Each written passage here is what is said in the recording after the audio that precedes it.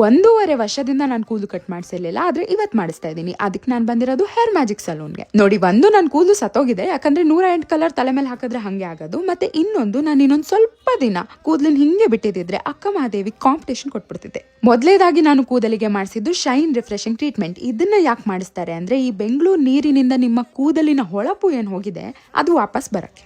Next ನಾನು ಮಾಡಿಸಿದ್ದು hair cut. ಈ ಹೇರ್ ಮ್ಯಾಜಿಕ್ಸಿನ ಹೇರ್ ಸ್ಟೈಲಿಸ್ಟ್ / ಭಯ್ಯ ಏನಿದ್ದಾರೆ, ಇವರು ನನ್ನ ಮುಖಕ್ಕೆ ಯಾವ ತರ ಹೇರ್ ಸ್ಟೈಲ್ ಸೂಟ್ ಆಗುತ್ತೆ ಆ ತರ ಹೇರ್ ಕಟ್ ಮಾಡಿಕೊಟ್ರು. ಚಂದ ಕಾಣಿಸ್ತೀನಿ ಅಂತಾನೆ ನೀವು ಒಪ್ಕೊಳ್ಳಲ್ಲ, ಆದ್ರೆ ನಿಮ್ಮ ಮನಸ್ಸಿನ ಆಳದಲ್ಲಿರತ್ತೆ ನಾನು ಚಂದ ಕಾಣಿಸ್ತೀನಿ ಅಂತ.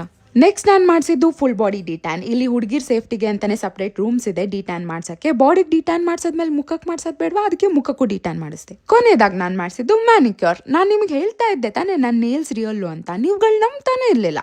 ಇದೇ ತರ ಎಲ್ಲ ಟ್ರೀಟ್ಮೆಂಟ್ಸ್ನು ಅಫೋರ್ಡೆಬಲ್ ಪ್ರೈಸ್ ಅಲ್ಲಿ ಸೇಫ್ ಜಾಗದಲ್ಲಿ ಕ್ವಾಲಿಟಿಲಿ ಮಾಡಿಸ್ಬೇಕು ಅಂತ ಇದ್ರೆ ನೀವು ಬರಬೇಕಾಗಿರೋದು ಹೇರ್ ಮ್ಯಾಜಿಕ್ಸ್ ಯೂನಿಸೆಕ್ಸ್ ಸಲೂನ್ಗೆ. ಇಲ್ಲಿ ಹುಡುಗರು ಬರ್ಬೋದು, ಹುಡುಗಿರು ಬರ್ಬೋದು. ಇದಿರೋದು HSR ಲೇಔಟ್ ಸೆಕ್ಟರ್ 1.